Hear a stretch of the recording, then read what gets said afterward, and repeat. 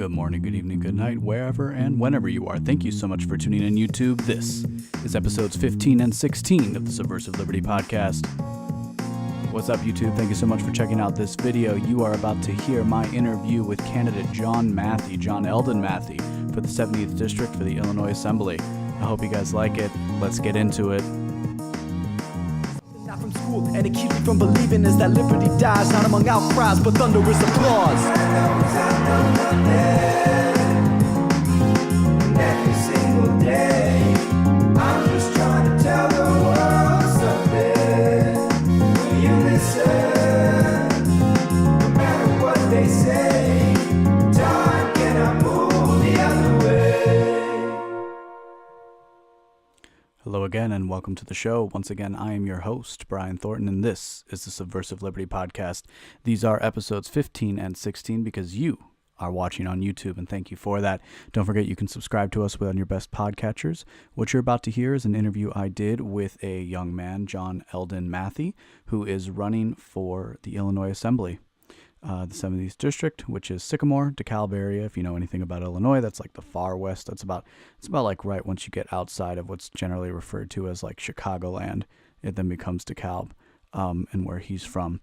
I don't want to give too much about the interview away. I just want to remind you that you can subscribe to the podcast on all of your favorite podcatchers if you are so inclined. Or, hey, check us out here on YouTube, and we really appreciate you for doing that. So without further ado, I'm going to go ahead and welcome John to the show. John, thanks for being here. Yeah, thanks for having me, Brandon. Really Absolutely. So you are running. It's basically you don't have a primary opponent, right? No primary. No. Okay, so you're running for the 70th District. Yep. Yeah. So why don't you tell me a little bit about the area that you're covering that you would represent? So it's DeKalb County, Boone County. Well, mostly just DeKalb County. A little bit of Boone County, a little pocket of Kane County. So Campton Hills, Burlington, but mostly the biggest towns in it would be Sycamore, DeKalb, Genoa. So in that area, in just northern Illinois, it's a very, very interesting makeup with the voter base. Which I think is something that we have in our favor, and it makes our candidacy very, very competitive. Okay. Awesome. Yeah, that's great. So you're from the area, right? You said you're born in Sycamore. Yep. And so you've lived there pretty much your whole life, which I think is great, especially when we're talking about like what political candidates should look like. No, definitely. I think there's something to be said for being local and homegrown. So why don't we start by talking about kind of your upbringing and what got you interested in like the political system and stuff like that and things like that. Yeah, well, I've always been really interested in politics and history. It's been something But you didn't study political science in school. I did not. I didn't even finish school. Some would say that's a detriment. Some would say that that's a good thing that I've experienced life outside of just four walls and an instructor. Well, really, the first time what sparked my interest in politics is the very first election that I can recall was Al Gore versus George Bush, and so what? That was 2000. That was 1999. Mm-hmm. So I'm coming home from school, and we had our little election. And so I came home, my mom said, "What did you do at school today?" I said, "We had an election." She said, "Who did you vote for?" I said, "Al Gore, because he has a cool name. He sounds like Igor." And my mom turns around and looks at me, and she says, "You do not vote for people based on their name." Okay. And I felt like she was mad at me, but she wasn't. She was just, telling me a message, letting me know that, when you get old enough to vote, you don't vote for somebody because of their name or what they look like. You vote for them based on what they say. Mm-hmm. And so after that, I was like, okay, yeah, I want to know about like presidents and history and stuff. And I've never been much of a reader, but one book that I read over and over again during elementary school and middle school was a book about the presidents. Okay. And so I knew all these obscure facts about presidents and stuff, and what passed when they were there, and what were the issues at the time. And so I always found it very interesting, and I enjoyed history and current events and stuff like that, and understanding how communities and civilizations sort of work. And I've always found that very interesting. And then growing up in my community, because I've lived in the same area my entire life. I grew up in Sycamore, lived there the first 18 years of my life, and now I'm in Cortland, which is just a smaller town right next to it. It has the same values and the same people. that sense of taking care of your community and being a part of the things that happen and being aware of what's happening is really important. Because I mean, as far as with voting, if you don't know what's going on, vote. You should know people who are running for your local municipalities. I mean, those should be the most important. That your state officers and your federal officers, and understand what their job is, what they're bringing to it, and how it can affect your life. Because I mean, everybody votes for not necessarily selfish reasons, but what do they think is going to help them the most or help their community the most. Yeah. So, always been very, very interested in all of how that works. And when it came to my time to say, I see all these things wrong and nobody's offering the solutions, well, it's my responsibility to do it myself then. Yeah, no, that's awesome. I think it's really neat because you talked about like growing up in the same place, and we actually moved around a lot growing up, so I think that's a really neat perspective to have of like, so were you guys like, were you talking like same house for 18 years and everything? Yeah, like that? same house for 18 years, and then so my parents, my sister graduated 3 years after I did, and my parents moved then to my grandparents' house, in which they had lived for years, Okay. and our family business, and we have a farm there and a couple plots of land, and so it's the same house that we always went to for Christmas. And now it's Right. it's, to my kids, it's grandma and grandpa's house, and to me, that was my grandma and grandpa's house, and now it's my parents' house. So it's really interesting, and it's just cool to me. And growing up, my family, owned businesses all over the place. My grandfather was one of 6. And so everyone's pretty much in the area. So he's, Yeah. 4 brothers, and they all own some sort of business. One's a dairy farmer. One's a mechanic. My grandpa and his other brother were in masonry, and so owning our own business. And my dad took it over, and I'm growing up knowing, oh, look, Dad built that building, and Dad and Grandpa, they built that building. It's just really cool. It's just say, like, we literally built this community. Yeah, no, that's awesome. Yeah. I mean, and it's certainly like just from, as we kind of move forward, I think that's definitely going to play a big role into why you decided to run, I'm sure.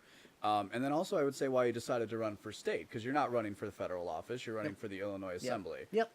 And, other than your age, because you're younger than I am, but, being a factor. Yeah, I can't. Yeah. Like, not that I never thought of it, but state first. Yeah. So when was that moment that you first thought that maybe you should run for office, or that you thought it could be something you wanted to do?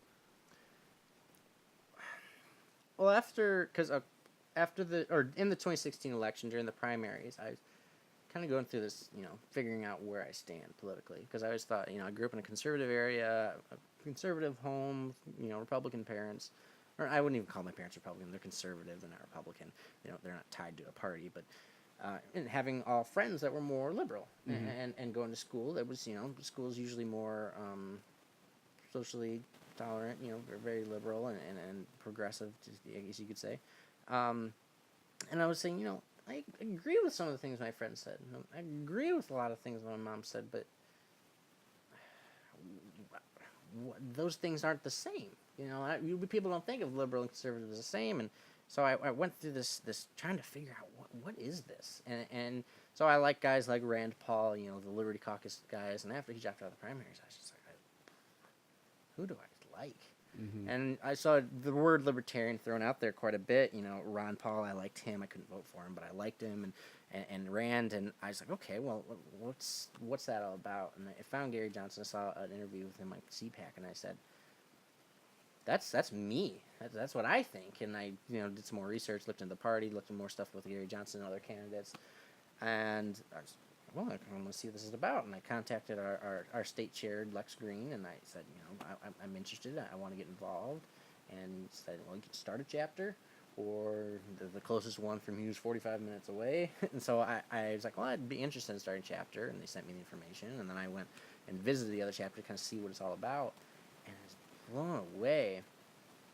At first, I was like, everyone's crazy here. But after that, after actually talking to everybody, I was like, well, first of all, they're just people like me, and they're people that have really thought about this stuff. Mm-hmm. A lot of people were really inspired me. A lot of the candidates, Claire Ball for comptroller, Steve Duttner, who's running for Secretary of State, Kent McMillan, who ran last year for U.S. Senate, and I was really inspired by Gary Johnson. I wanted to be a part of that, but I wanted to understand how they got to where they were.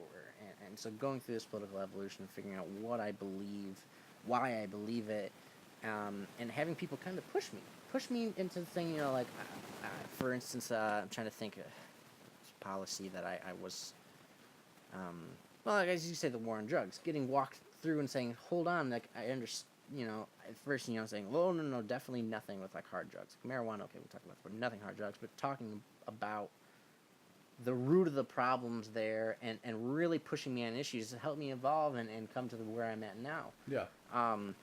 So once I got to that point where I was confident in what I believed and I was really encouraged by the other people I've met and somewhat introduced into how to run a campaign and how to do these things, I just thought it was my obligation to do so. Okay. Not a lot of people are as lucky as me to have a very well-known family that's well-liked. Mm-hmm. And I thought, if anybody's going to be able to run a successful campaign and win, it's got to be me out of the Libertarians. Yeah, especially In as my district. especially as a third party candidate. Yes. It probably I was talking. We were talking about before you're on. It probably would have been really easy for you to just run as a Liberty style Republican, right? Yeah. So what was it? You talked about Gary Johnson, and we might talk about him a little bit more because I was very critical of his campaign. Yeah. And not necessarily. I think he's a good man. I just disagree with some of the choices he made as far as messaging goes. But if it worked to bring a nice guy like you in, that might actually stand a shot. I think it's worth something. But yeah. So like what? Wow, I lost my train of thought. That happens a lot. Why didn't I go Republican? Yeah, why didn't you go Republican? Well, I've been even asked by people, why not? And I've been encouraged to run independent and stuff. So what it comes down to really is just being honest. Mm-hmm. I'm not a Republican. Yeah. I do not subscribe to the platform. I can look at it and I say, there's so much authoritarianism in that. Yeah. Same thing with the Democrats. And it's like, that's not me. I'm not tying my name to that. Okay. We could debate things within the libertarian platform, but for the most part, it's what I believe is what I subscribe to, and I'm not going to be dishonest with my voters. And I want to give the Libertarian Party and the Libertarian movement a face that people know, Mm-hmm. that they respect, that they like, and say, hey, I know John. I've known John my entire life, and maybe I don't agree with everything he talks about, but I trust him, I like him. So I felt there's an obligation to say, you know what, I believe in these things. I want to be honest about what I believe in. I'm not a Republican. And it's going to be a lot harder for me because of that, but that's fine. One thing about me, I really like proving people wrong. And because a lot of even my friends that are libertarians are saying, no, don't run for state rep. It's too hard. It's too much. The signature requirement's crazy. And I hear them. I understand. But at the same time, I'm like, I have to do this. Mm-hmm. If we can't beat the Republicans and Democrats with their own rules, then we're not going to get anywhere. No, yeah, absolutely. I think, obviously, I'm sure. So you haven't been in. I've been in the Liberty movement, like the broad movement, since about right after the 2012 election. Yeah. I was not actually influenced by Ron Paul, unlike a lot of people. My great uncle, my Theo, gave me a book to read. Gave me The Road to Serfdom. Oh, okay. And so I read The Road to Serfdom, and then from there, I kind of went. From that point, I basically was like, okay, after the election, I'm like, all right, what is this libertarian thing? Yeah. Let me look into it, because at the time where I thought I was part of the college Republicans. I worked with. I didn't make too many phone calls. I got.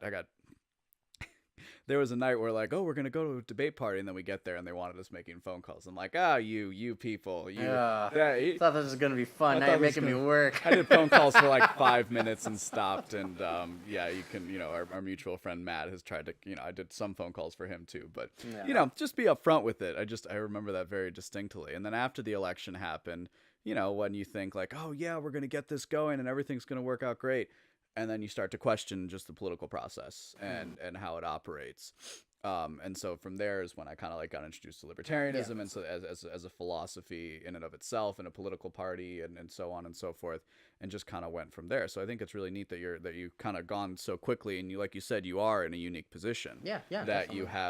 you have like the name recognition, which is so important. Yeah, definitely. For me, it's something people have to buy, and I don't have to buy it. So it's an advantage, it's an upper hand. I think I even have better name recognition than the Republican and Democrat, and one of them's a county board member, and the other one's a state farm agent. So, Yeah. I didn't have to do anything. I was just born into this, so I just, don't take it for granted. Use it. Yeah. Well, and especially as a third-party candidate, because let's say when you forget even like the process of getting elected and getting on the ballot and how difficult that is to do here in the United States. But like when you win, it's not like you're gonna have a lot of friends down there in Springfield, definitely. right? So what does that mean to you then, that you are? Because probably out of all the tickets, all the slate here in Illinois, you're probably the one with the best shot, just because you have a district. It's not a statewide election. This isn't to say anything about Claire Ball. I reached out to her a while ago. And I voted for her last very time. interesting is the Republicans, just if you didn't know this, the Republicans have yet to even get any petitions for a comptroller candidate. Oh wow! So who knows what happened? I hope that they just don't do anything when it's just her and Mendoza, because I think that she could beat Mendoza. Yeah. But I love Claire. Yeah, no, she seems like I don't know her too well. I've never had the pleasure. But I followed her campaign, and she certainly seemed, at least she's like the only accounting major. Yeah, pretty good. Yeah. Qualification to have her an accountant for the state. But and moving a little bit more maybe towards like just libertarianism in general rather than your district. I'm sure you've encountered a lot of political apathy within the libertarian movement, or maybe you haven't yet because you've worked more with the LP, so you're with people. But there's certainly this is why I would say, like, with Gary Johnson, I was very critical campaign because I felt like he didn't do as well as he could have at certain points in time. And I do also think that there's an issue a lot of times with some libertarians that they decide to reject the political process. And in fact, I'll be completely honest with you. My website, one of the reasons why I do it this way is because it's not so much that I reject the political process as such as I just believe in moving beyond politics. And we're gonna get a little bit more into philosophy in a little bit, but I also recognize the necessity of it. And finding good people like you in the world, but it's not, life's not all about politics. I mean, even for me as somebody who's running as a candidate, this is not my life. I mean, this is an aspect of something that I want to do because I want to change, a system. It's not for me. It's for other people. I'm not, the subject of any government infringement. There's nothing in my life that I really feel like I have to go get them because of this. No, it's other people. It's the people in my state. It's like, I don't want people suffering. My community is people have very, very deep roots. Stay here forever, generations. I mean, I'm a third/fourth, I guess you could say, generation in Sycamore, and I want my kids to grow up here. I want my kids to stay here, but there's no incentive.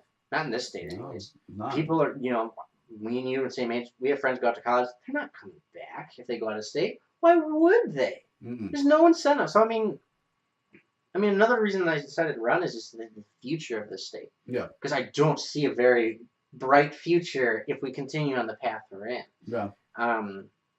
What Republicans and Democrats like to do is say, here's our quick fix. This is how everything's. We're going to raise taxes and everything will be great. We're going to cut spending and everything will be great.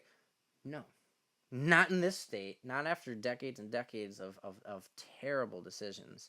And it's going to be a long process. There's no ifs, ands, or buts about it, because it's taken decades to get here. It's going to take probably twice that amount of time to fix these problems.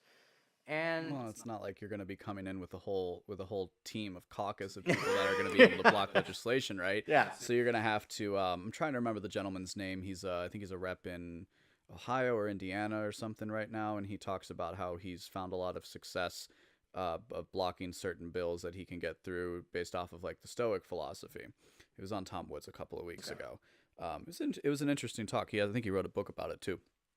But so what is it? So when you do get elected, what is it that you're going to see primarily your role as? Because I think at that point you would be the youngest elected assemblyman. Probably, or at least like now, right? Anyways, I don't know. No, I actually. Did you look it up? No, I didn't have. I didn't have to. So I met her name is Avery Bourne, Bourne, B-O-U-R-N-E.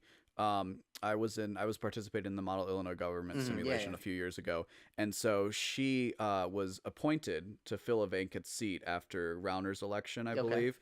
and then I think she's subsequently been reelected. So she's been the first. She's I think my age, maybe a year older than me, so like 26. So I know that I'm almost positive that you would be the youngest elected representative in Illinois. Do you hear if that? happens? Be the so youngest. we can You're get a breaking first records here, and it would be like so much because you'd have to be like 21 in order to beat me. So yeah, no. So I think that's neat. Yeah, no, so you definitely. guys, you work for your family's small business. Yes. So talk about how that affected your outlook growing up, and how maybe you got to see different things than from, somebody whose parent just maybe worked for a really big company or something like that. It was really interesting. Like I said, growing up, driving around town, saying, "Hey, we built that." That was really cool. We'd stop places, and my dad would talk to somebody about a job, or we'd go get dinner, and someone would say, "Hey, can you go look at this on my house?" And we'd drive over there and look at the house, and then you can fix something, or whatever. So we build things from scratch, and we also do repair work and stuff like that, and restoration. And so, and people coming up to you and saying, "Oh, your family did this for me, and you guys do a really good job, and we have a lot of respect for you." I mean, people, I introduce myself now as a candidate, and they're like, "Oh, I'll vote for you just because I trust your family." I'm like, "That's great." I'm like, "Please listen to my ideas first before you say that." But thank you, I really appreciate that. I do have a great family, but yeah, I mean, so my grandpa started it in '69. His father-in-law worked for him, and then my uncle and dad worked for my grandpa. My uncle got out of it and went into banking to save his back, and my dad was, the middle child, and he was always, he was going to be a bricklayer. He's been laying brick since just now. He's been doing it for 40 years, and it was an interesting transition because my grandpa was the boss and my dad was the partner, and he'd help him out. And then in 2008, my dad took over, and the economy crashed. Yeah. And construction was bad. Just, I mean, I was only in 8th grade, so it's hard for me to say exactly how bad it was, but it wasn't good. I mean, when I was growing up, I only saw my dad on the weekends or, after like 3, 4 o'clock when he got home from work. He worked all year long, even in the winter. Now, I go like 3 months every year at least where I'm collecting unemployment because I'm not working, because that's just what happened. I mean, Illinois' growth's been awful. We've had like the worst growth since the recession, or worst recovery from the recession than any other state. And so my dad taking that on at that time and then seeing me going through that, it was the first time I'd ever seen my family struggle, because growing up in like the 90s, everything was booming, everything was going great, everyone was building, and then boom, 2008 hits, and everyone stops. Everyone doesn't know what to do, and so that really, when I'm getting older and figuring out why that happened and saying, I don't want that to happen to another kid. A lot of businesses went under. A lot of, my dad's competition, they couldn't make it. Yeah. A lot of companies, because everything was going great, and they were like building up, and had a bunch of debt, and then now there's nothing. It's all dried up, and we had just invested in trying to get bigger, and that's it. I don't want to see that happening again because of mistakes made by our government, especially in Illinois. For some reason, just cannot realize that we're doing the same things over and over again, and that's why we're not growing at all. That's why people are moving out of the state. There's no opportunity, and just seeing my dad go through that, and going from a time where I didn't worry ever at all about finances, and then I'm in 8th grade, 13 years old, and then now I'm seeing my dad struggle and being stressed out. And as a father now, I've lived, paycheck to paycheck. I know what it's like to go through struggles financially, and it's gonna happen to people. It's gonna happen, but you don't want it to be because of government policy setting people up to fail eventually. Exactly. Down the road. Or misleading people into everyone's buying, investing, building up their companies, and then government makes terrible decisions, and now, oh, sorry, you made all those investments, but now you're going under. Yeah. And it's we should let the market work. Sometimes businesses aren't going to make it. Businesses fall and collapse all the time. New ones come up all the time, but government shouldn't be stifling that process at all. And that's what's happened in Illinois cannot get it right. Yeah. I mean, I think there's a lot to be said for just the years of poorly run government here, and we're also in the unique position that we can frankly point one finger, at the end of the day, at the leader of the Democratic Party here. Or at least that's what I would do. I don't want to put words in your mouth because considering you may have to be nice to politicians. Well, in the way future. I feel about it is there's just been a complete lack of leadership by either party. Oh yeah, I mean Oh, okay. yeah, both the parties. This is nothing to be said positive for the Republicans. I mean to say Illinois is in the unique position that we can point to years of one party control and then one particular individual who has the amount of control that he does, which is different from any other Speaker of the House. He holds the record. In he the holds United the record States. of the most terms, most years as Speaker of the House of any state, and Michael Madigan has a lot of blame on his hands. But the thing is, we can point to that, but just pointing the fingers fix anything. No, it doesn't. And what I'm seeing now more than ever, it's been building up for a while, anyways, is liberals and progressives are sick of it. They're disgusted, and there's a huge opportunity to say, listen, you're progressive, you're liberal, and I'm progressive and liberal. I'm also conservative, but that's because I'm a libertarian, and your party's not reflecting your views anymore. They're the party of corruption. They're the party of, and Republicans too, but they're the party that are going to pass bills so that they can, bill plenty of hours to really rich people in Chicago for their lawyer fees. Exactly. Yeah. Yes. And so it's hard. You have to show people that it's not you. You're a Democrat. It's not you that's the problem. You're not even a Democrat. You're a progressive. You're a liberal. You lean to the left. You're not a Democrat. And the Democratic Party is not going to sway your way just because you vote for one really progressive or really liberal Democrat, because they're not going to be in control. I've been looking at the election results for the primaries, the municipalities, the general election, all that. And although there wasn't a very high turnout for the primaries, Bernie Sanders crushed Hillary Clinton in my district. Crushed her. It was like, I think he had 66% of the vote. Wow. And to me, that says the liberals, the progressives, the Democrats are liberal and progressive. They are not for people like Hillary. Push back a little bit on that because Bernie Sanders is nothing, nowhere close to liberal. But we'll get into that. We'll get into that all right. in the third segment. He's progressive, yes. He's a socialist, but no, I understand. I do understand your point, though. Yeah. And so let's move into your platform then. So you have 3 basic planks of the platform. Why don't we start with your elevator pitch, and then we'll delve into each of them. With each of these, I mean, they all come back down to finances for the most part. The fact that just Illinois just keeps taking money, and it thinks if we take more, we'll eventually solve this problem. Economically, just is completely incoherent. Doesn't make any sense. It doesn't matter what you raise the tax rate to. That doesn't mean you're raising the revenue. You need to be raising revenue, and the only way you're doing that is through growth. And Illinois has no growth, or is very stagnant. Like, okay, woohoo, we went up this little bump, if anything. Certainly, I mean, like, there's growth, but it's a lot of times it's in, like, the really centralized areas like Chicago. It's in, where there's a lot of money there, but we're talking about districts like yours, where these are people, again, for multiple generations who have had one kind of job or another. Yeah.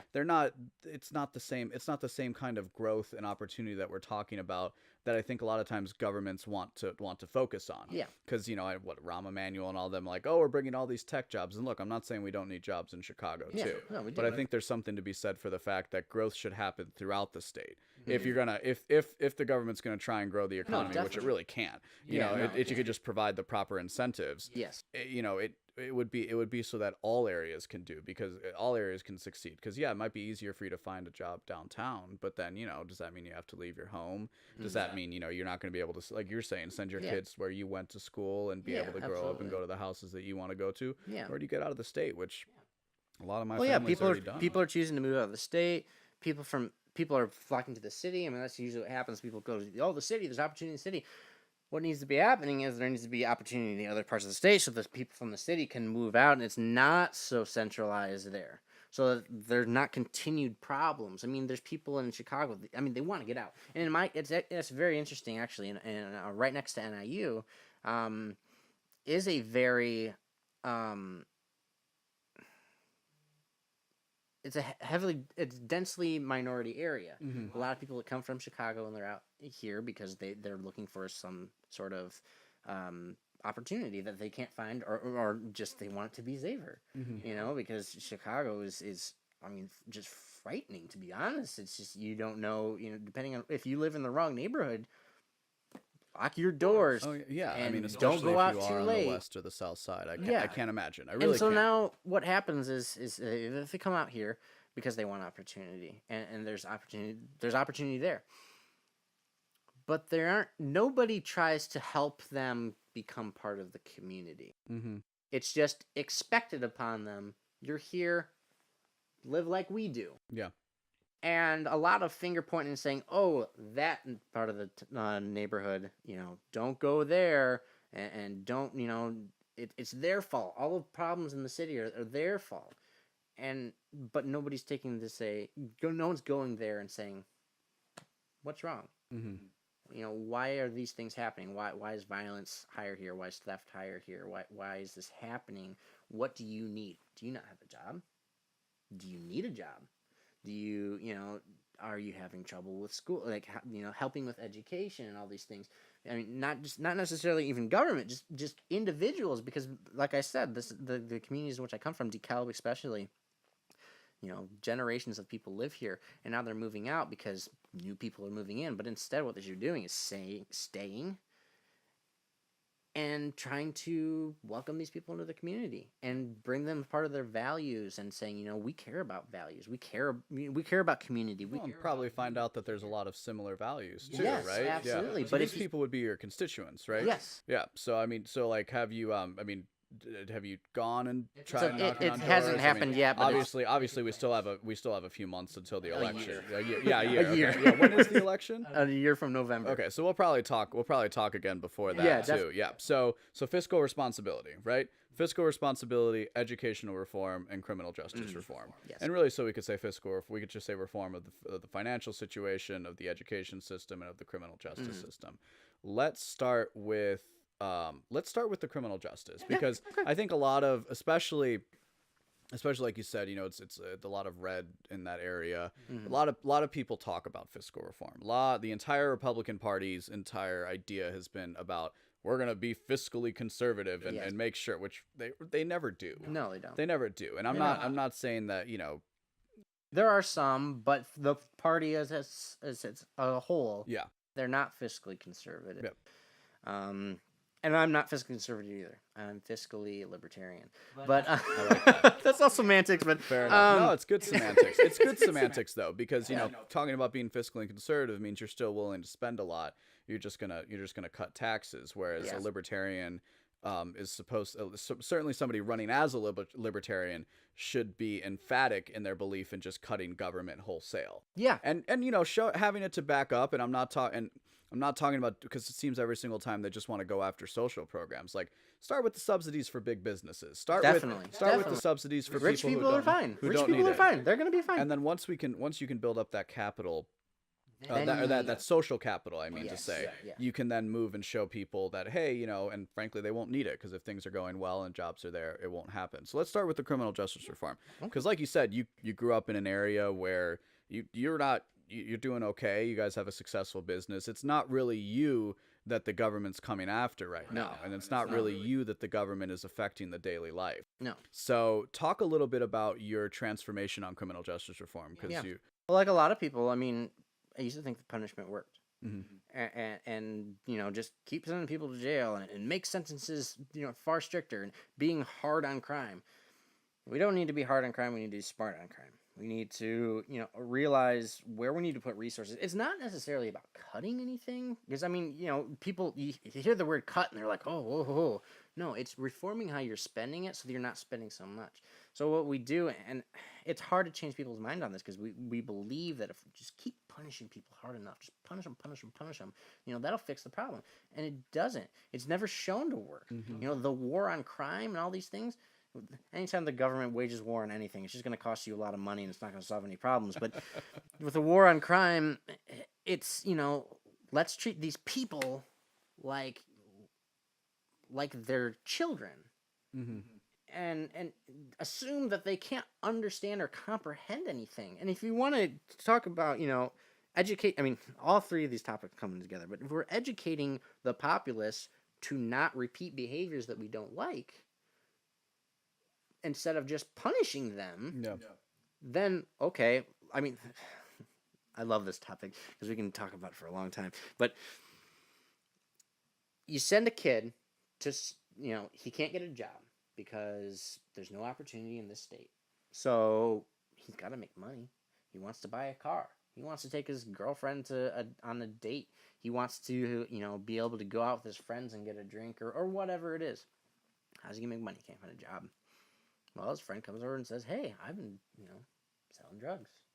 And it's working for me. I'm making money. Look at all this stuff I've got. Look at all these friends I have. Look at these girls that want to come and talk to me. And then it's like, well, that sounds pretty good. I can't find a job. I don't have any opportunities. There's nothing else for me to do. And that sounds pretty easy. So they're going to do it. And then now he's a criminal. Under the law. Under the law, now he is a criminal. Mm-hmm. And people think, oh, you broke the law. Now we've got to punish you, and that'll make you stop. Well, okay. Now he's going to jail. And he's got to serve his community service. And pay these fines. Well, he gets out of jail after just hanging out with other people who are in the jail for the same reasons or violent reasons. Mm-hmm. So he's learning, violence is a thing that's okay. Well, yeah, because you're learning. And you learn the hierarchy when you're in jail. You have to be the tough guy. You have to be part of a group. So that leads to gangs and stuff like that. And in jail, property rights don't matter. Self-ownership doesn't matter. Mm-hmm. Power matters. Power matters. The non-aggression principle, what is that? Yeah. Mm-hmm. So they're not learning anything while they're in prison because they're not being rehabilitated. They're being punished. And then they get out of jail. Now I got these fines and this community service I got to do. This community service sucks, but I have to do it. And I don't have time to do it and have a job because I'm doing this community service. And I got a fine too. And I got to pay that off.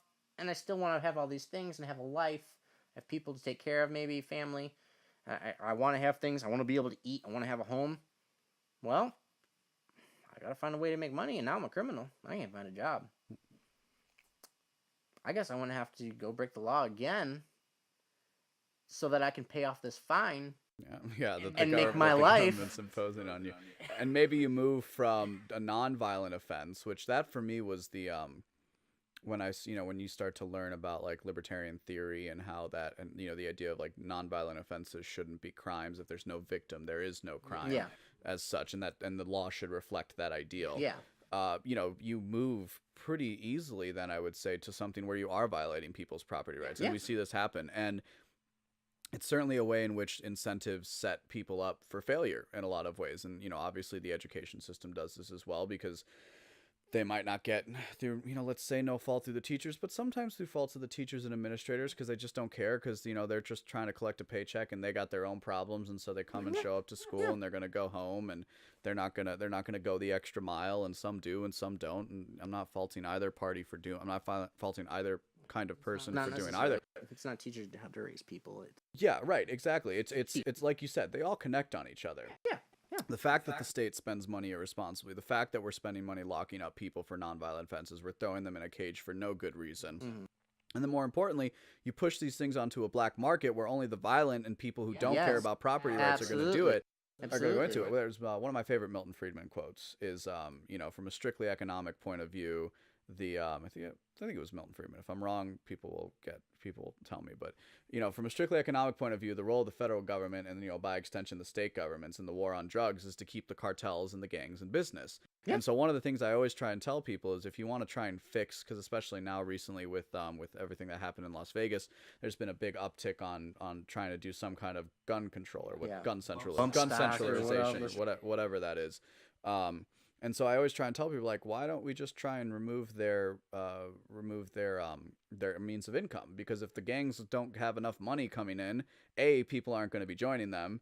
and B, they're not going to be able to survive for long. So legalize the things that they sell, because the only reason why they have business, the only reason why they can exist, by and large, has to do with the fact that they have these things they can do, which are meeting demands that people have. It's just hysterically sad. Anytime government tries to control things, it creates more problems, as in, more violence, more crime, more money. And that's what, the war on drugs, the criminal justice reform, war on drugs is a huge thing. Yeah. Not only, two big failed things with criminal justice that need reformed. We have proof that they haven't worked, and they haven't worked for years, being hard on crime and being, the war on crime and the war on drugs. Yeah. And it's hard. It's very hard to get people out of this mindset, because in a theory it makes sense. In your head it makes sense. You do something bad, you get punished, you don't do it again. But if you don't learn, if you're just told you're a bad person, and you go to jail and you're punished, and you're a bad person, and the whole time you're in jail, everyone in jail, both the other prisoners, the cops, whoever's taking care of you, you're a bad person. You're going to get out of jail and say, well, I'm a bad person, and I just got to get through my life in the way that I can. You didn't learn anything. So rehabilitation should be the focus. We have to know that you can't rehabilitate everybody, but you have to try.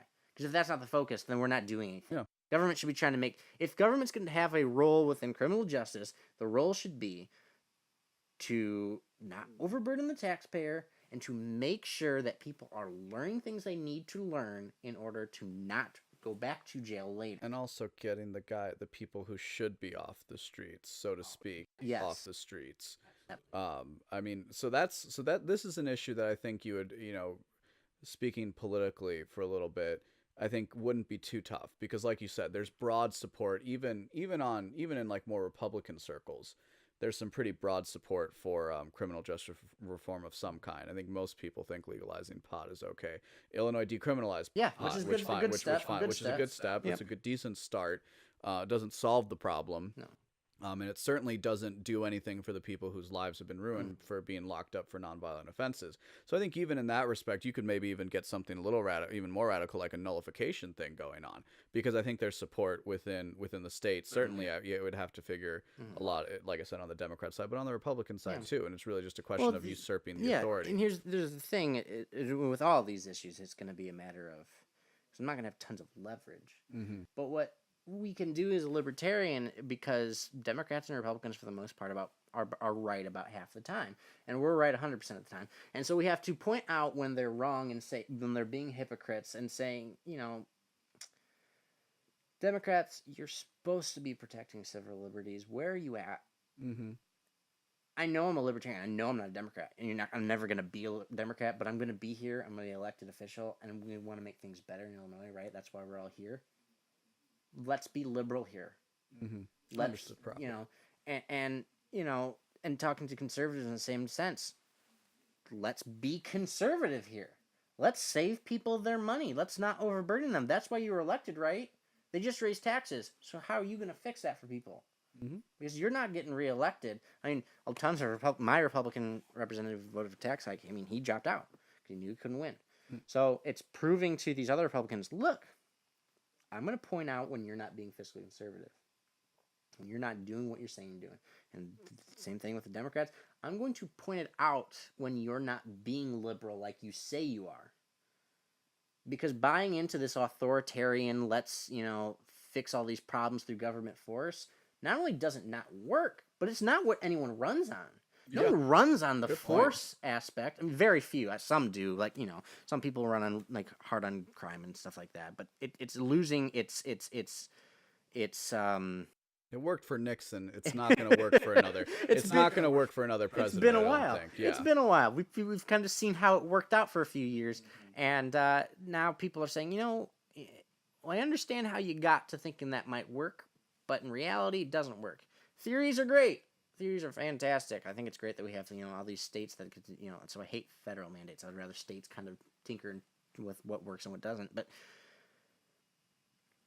if something clearly isn't working and you're not reassessing whether or not we should change it, and not. I mean, the war on drugs has been going on since Nixon, and we know it's not been working. What's your excuse? Yeah, well, that's when you start getting into like money and Yeah, power and that's the, true. the That's billions true. of dollars that's spent on organizations like the DEA. And it's it's tough, especially when you start to learn about libertarianism and all these things. And then there's a good the Mises Institute has a new podcast called Historical Controversies. So if you're looking for some good if you're looking for some good cannon fodder for especially for criminal justice reform and drug policy, there's some really good stuff in there that he's been bringing up to the forefront. But I think the harder one for you, because fiscal responsibility, all the Republicans pay lip service to that. Drug reform and civil liberties, all the Democrats pay lip service to that. But your third platform, education reform, is definitely something that really is. I don't think either party has the political will. Excuse me. No, don't worry about it. So for your first part, so I think you have a good shot with Republicans always pay lip service to fiscal responsibility and the idea of cutting government. Yeah. And the Democrats always pay lip service to the idea of civil liberties, and certainly with criminal justice reform and wanting to fix that. So I think for both of those, you can certainly, whether you can get them to vote with you is another matter entirely. But if you can, when you get elected and when things start to work your way, and especially if you can get some media attention, which you probably will be being so young, it certainly makes that easier, because that's a juicy story. They'd only ignore you because why? Well, you're a libertarian. And they just tend to ignore us rather than facing our arguments. Yeah. But I think your third platform is really where you have the most issue, which is education reform. Not that there aren't a certain segment of like Republican type voters and conservatives and constitutionalists who take a different view, but just the power of the teachers unions and the power and the centralized power of the teachers unions within the state, specifically Chicago. It's very hard. So talk a little bit about why you care about education reform, and talk a little bit about what you think beyond just being a voice. Yeah. You like what you maybe see as like a political action that you can take in that regard. Yeah. Well, much of the Illinois State Constitution is disgusting to read. And encourage anybody to actually read through it and not vomit. It's very, very bad. And one thing that disgusts me the most is our policy when it comes to education. So it's unlawful for a child to go to school outside of the district in which they live because of the way it's set up. Now, we'd have to change how it's funded and everything, and we have a couple ideas on how we want to do that. But I think it's the most illiberal thing ever to lock a child into one school district based on where their parents live. If there should be an opportunity, there should be an option for children, regardless of where they come from, who their parents are, how much they make, if they even have parents, maybe they live with grandparents, whatever it is, no matter their circumstance, should have the ability to have access to a school that actually teaches them the things they need to learn, and it's a safe place for them to be. Mm-hmm. I come from a very, very sheltered background where, I didn't, crime was something I never worried about. I had great schools, and I have kids. I have a 4-year-old is in preschool, and a 3-year-old is going to be in preschool next year.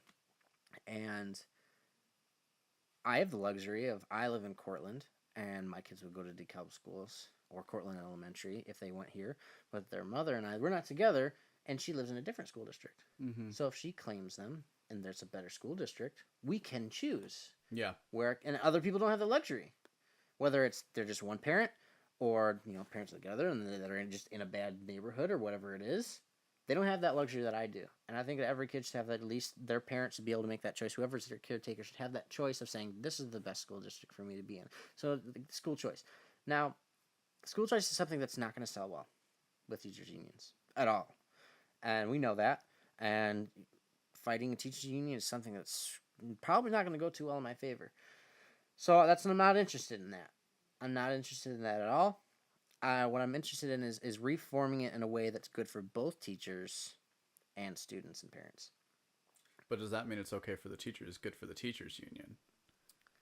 I think that's. We I could think, find it would be hard to tinker. Not gonna be. Yeah. Not gonna lie. I mean, because I think you can definitely. I mean, I obviously, well, not obviously, perhaps, but if we're going to agree with like libertarian concepts and more importantly the idea of economics, forget libertarian ideas, just strictly economics, the idea of choice becomes an incredible factor, right?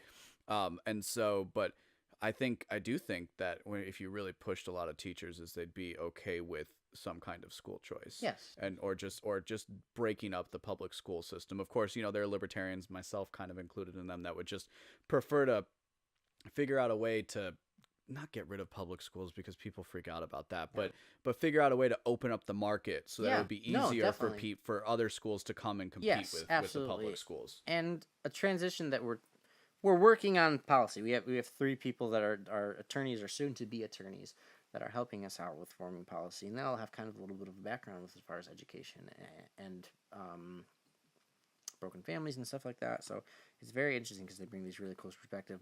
2 of them are more to the left, one of them is more to the right, and I'm libertarian, and I think it's a good model to have as a working with these 2 people on policy to say, when I go down to Springfield, it's going to probably be 2 liberals, 1 conservative, and me, and then we're going to figure that out. Now, I'm a much smaller minority in Springfield, but it's nice to kind of work with and bounce ideas, and what we're working on right now is this idea for school choice, but not in a voucher system in which we're everyone knows about the whole vouchers, the money tied to the kid. Instead, so for instance, I'm a homeowner. I pay property taxes. So that property taxes get allocated wherever. So you got your fire, your library, your police department, whatever other municipalities, and then you got your school. So what we're trying to work out is, can we have a school choice system where you have your normal stuff within your property taxes, but then outside is a package for education. So your usually counties set property taxes for the most part, and the municipalities tinker a little bit, and the school district tinkers a little bit. So the school districts put together how much it would cost for your house at the rate to fund the school the way they want to. So you have, there's about, I don't know, let's say roughly a dozen school districts within my county. So I pay my normal property tax, and then I pick the package which works best for me. And if I have kids and I pick a package at this school, school A, my kids go to school A because I picked that package, and that's what I'm paying for. And my kids can only go to the school in which I pick, but it gives me that choice, and I pay that amount. So you're still paying property taxes, but you get to choose how much you pay. So then, let's say, for instance, you don't have kids, and you live in the county, and so, well, I just want to pay for, the cheapest one. So then that gives the poorer school, the school that doesn't have, as much in education, that gives them money from people that say, I don't want to pay a ton of money, but if it's going to, so I have to pay my taxes, but it's going to go to somewhere where I'm not paying as much. Yeah. And it helps that school district too. And, probably by default, if you don't do it, it just goes to the district you're from. So, and so, if you're a grandparent, my parents, they live in Sycamore School District. I live in Cortland School District. If I sent my kids to Cortland, then my parents say, "Oh, okay, we'll send our money to Cortland to help our grandkids." Or maybe you're you don't have any kids in the school district, but you live in Sycamore, and you say, "You know what? I just I want it to go to where I live." So it gives the people the option of choice. Now they're still paying. Right, we're not talking about a tax cut right now. We're not talking about a cut. It's just you choose where you want it to go, and it opens up that market. And there's a lot of libertarians that'll push back and be like, "We just got to get rid of it." But I can, and you know what? And frankly, not overnight. And right, it's not going to be overnight. And this is, frankly, this is a very interesting idea. I guess my only question, and we'll be a little quick with it, is what about for people who choose to send their kids to private school? But you still have to pay it. Okay. Still have to pay it. So basically, then it could be, instead of paying into, like, let's say you're a family in Geneva or St. Charles or Naperville, like Nequa, you said it could, instead of paying the property taxes that would go for Nequa, which is a very, very high, very successful Grammy school, whatever, you could maybe send that money like the west side of Chicago or the south side of Chicago or something like that, which then would give them more funding, and then send your kids to a private school because you can probably afford it anyway. Absolutely. That's a really neat idea, actually. I haven't heard anything like that before. I feel like it's going to get really complicated when you're trying to figure out the taxes. Absolutely. But, spitballing ideas and just coming up with, new things that people maybe haven't thought of. Because someone presented this idea to me, one of our policy analysts presented it to me, and I was like, at first I was like, that's crazy, and I was like, it's so crazy, it might just work. I like it. I like it. No, it's a really interesting idea. I think that's a really. I like the way that since you guys are approaching this from like a different format, and I think age is a big factor of it too, because that's one of the reasons why I started the website and the podcast is to try and give a voice to us, the younger people who are viewing things differently, who have had who have had the internet, who have had technology their entire life, and we obviously view things differently, and that's not a problem. That's not to denigrate anybody. It's just a fact. Every single generation is different than the one prior, and we owe a lot to the previous generations for getting us here. Yes, and the point is to continue it, and I think that's a really neat. I think that's a really cool way to kind of close out our policy section, because like that is a really unique policy idea, and I don't know if it'll work. No, man, I don't know either. I'd rather just be like cut all the things. taxes. My grandmother who escaped communism told me once that anarchy is the answer, and that we can leave that up in the air. But it's just funny that she always said that, and I don't know. I just like saying, "Well, your grandma's awesome." Yeah, she's pretty cool. She sounds like a pretty awesome. Yeah. Lady. So let's so now we talked about politics for a good bit.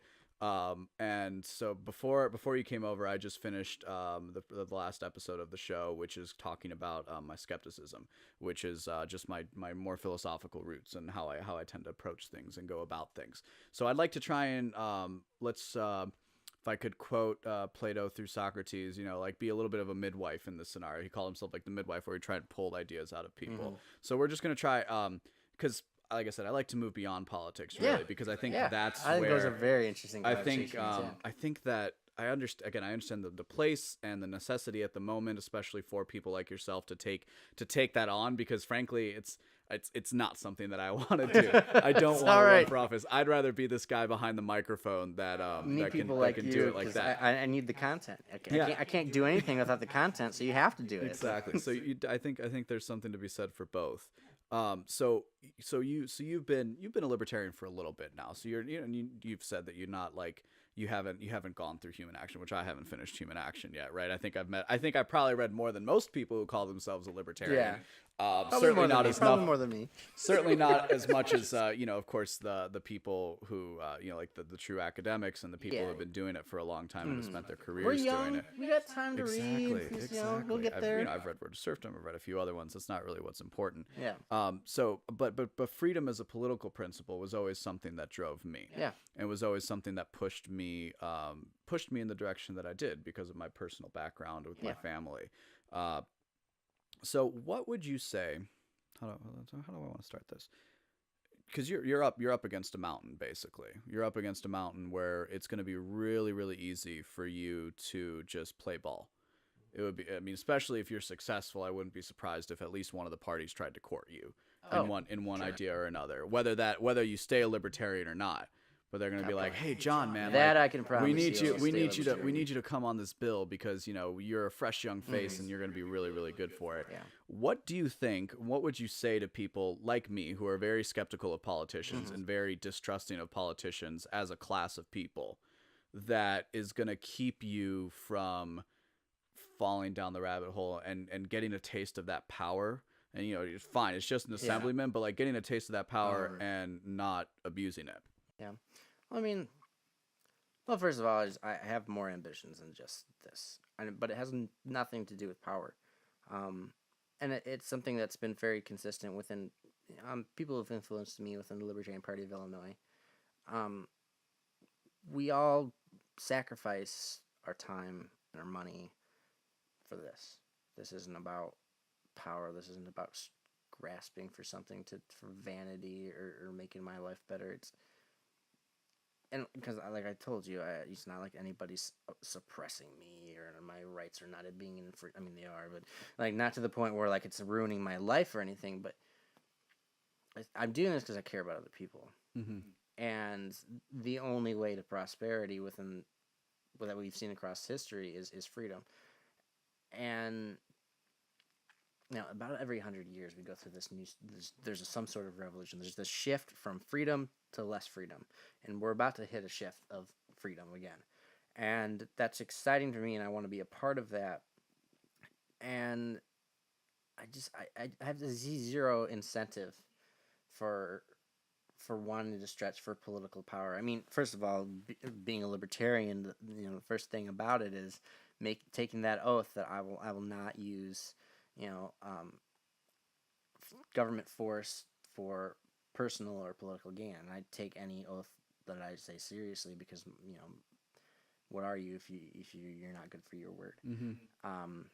That's just always something that's been ingrained in me. I'm very religious. I'm a Lutheran, and a big part of my political evolution was also just a spiritual evolution as well.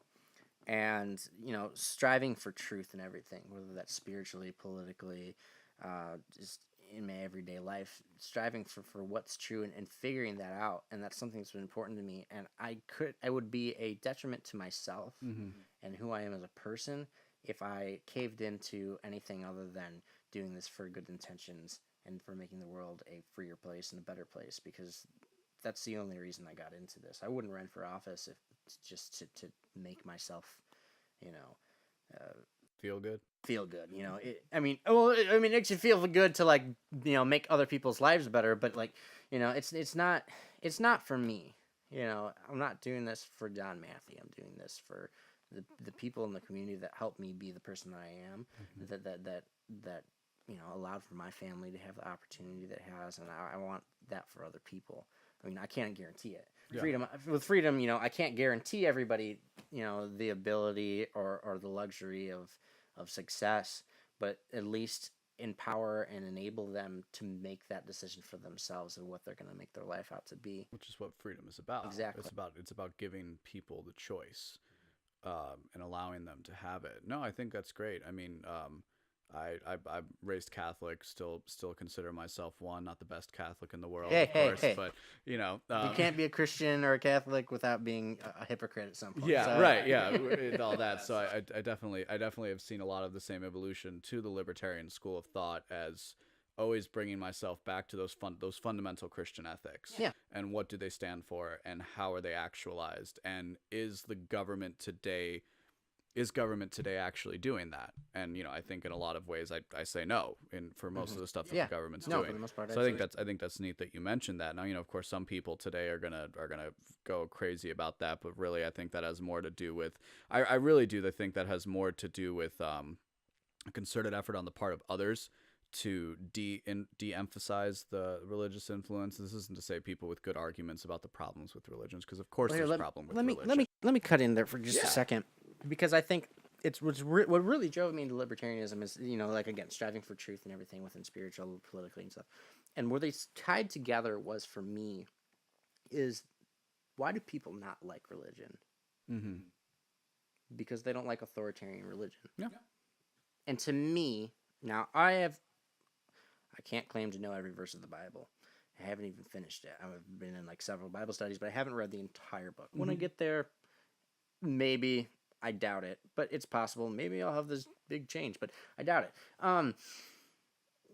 But studying it and understanding it from the basic core elements of religion. Now, I can't speak for other religions. I mean, Judaism, because it's a part of Christianity, but I can't speak for Islam or Buddhism, or I can't speak for it because I didn't grow up in that. I don't understand.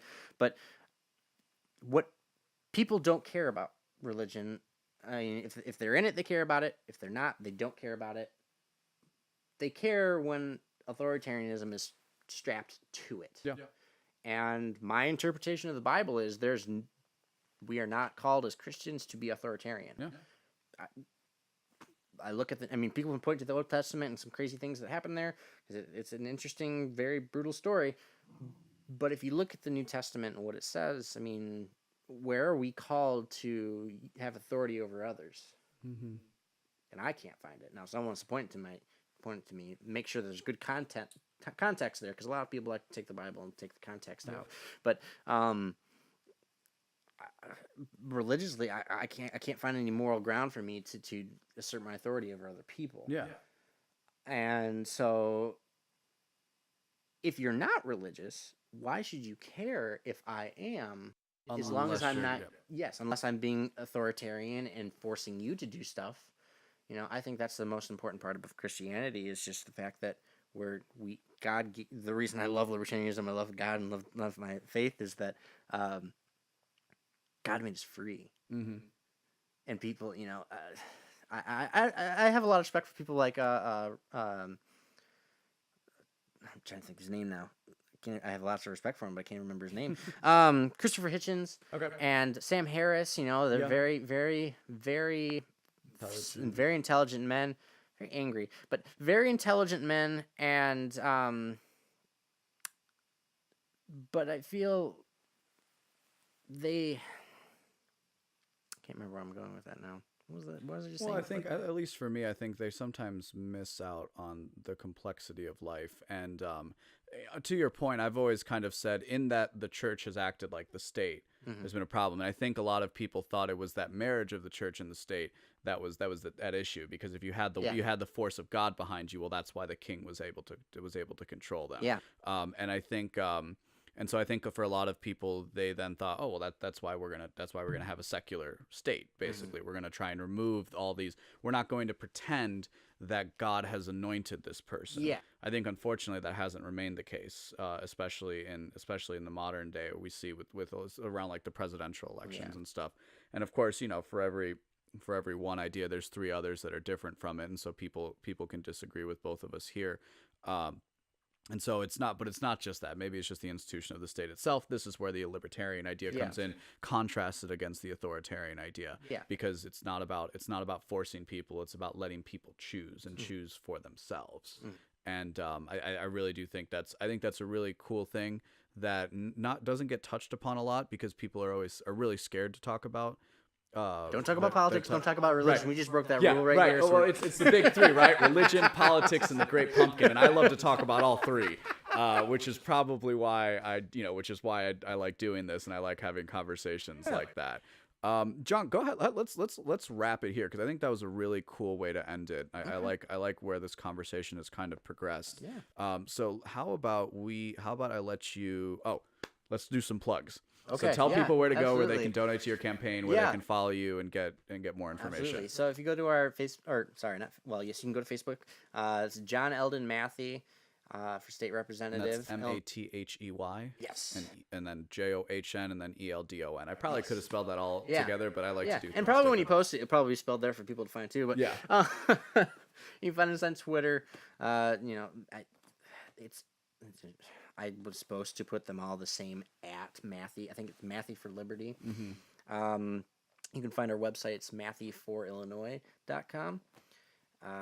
Brian here is going to help us make sure that everything is grammatically correct there, because apparently it was a little. there's a couple It of was a small little one. things, but who looks at a website anyways? And you can find the donation link there. We accept the PayPal, but if there's you can reach out to us through Facebook if PayPal doesn't work out to you. We're working on we're working out all the rest of the kinks. I mean, there's, You have plenty of time. plenty of time. We've got a whole year. So, Mm-hmm. if you want to help out financially, that's awesome. But you can also help out. Volunteers is even bigger. If you can donate time or a skill, that's even more helpful than money some of the time. Mm-hmm. Is there anything in particular, like as far as skilled volunteers that you're looking for, and like we're what looking. you need? We've been handling it ourselves, but we would love to have somebody on to be our press contact. Mm-hmm. We've been doing it ourselves, making our own press releases, and then run it by other people that have more experience with it. But one thing we've done that's been really important is, to me, it was really important to build our own team and not rely on other people, because there's other people in the party that love to help, and it's fine, it's great, I love it.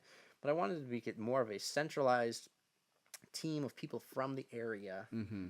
roughly the same age, because we all understand the same problems. Not that we don't look for the aspect of older people, too, because it's important too. They're a huge voting bloc, but we wanted to make sure that we had a solid team of our own, so that one, as a candidate, as my own almost campaign manager, I have a campaign manager, but I do a lot of the managing myself, teaching other people how to do this stuff. Yeah. So that they can do it again. Mm-hmm. Teaching other people how to lead, how to do these things, so they have the skills, so that, after I get elected, I need somebody to help me with, working down the Springfield. So plug you guys right in. You help me out with this stuff. Now you're going to help me with this stuff too if you want it. and it's been really cool to put a team together and sort of lead in that way, and it makes me excited and encouraged that get elected in Springfield, that I can actually go down there and lead and make changes that need to happen. So Mathey for Illinois or Mathey for Liberty, they're two different things there. I apologize, I can't correct it, because usually when you do your app, they don't let you change it. It's done. It's set in stone. So we're working on Instagram and Snapchat. Okay. Want to make sure that we're doing all the apps now. There you go. Yeah, it's very important. You should. Gary V's got a lot of good stuff on that. You should look him up. He's got a lot of good tips on how to market and build a personal brand. I have the course. I have a course on it. I can share it with you. But John, it was a pleasure meeting you today. Thanks so much for the help. This was a lot of fun. Yeah. I'm looking forward to getting this all out there and put it out. Once again, you guys know this is the Subversive Liberty podcast. You can find me, Brian Thornton Jr. That's THORNTON, like a thorn in your side. Make sure you go to subversiveliberty.org/subscribe, especially if you're a friend of John's and you're just checking us out for the first time. We're putting out a lot of really interesting and new content and talking about liberalism understood properly. That is to say, libertarianism. Which is why I was get a little worried there. What kind of podcast am I on here? Which is why I made the point about Bernie Sanders and everything like that. And of course, if you're interested in that for another conversation, which we will definitely have, guys, thank you so much for tuning in. Thank you for listening to this. Remember, if we fear what we do not understand, the answer must be to try to understand everything. So I hope you have a good morning, a good evening, a good night. Not from school, and it keeps me from believing is that liberty dies not among outcries, but thunderous applause.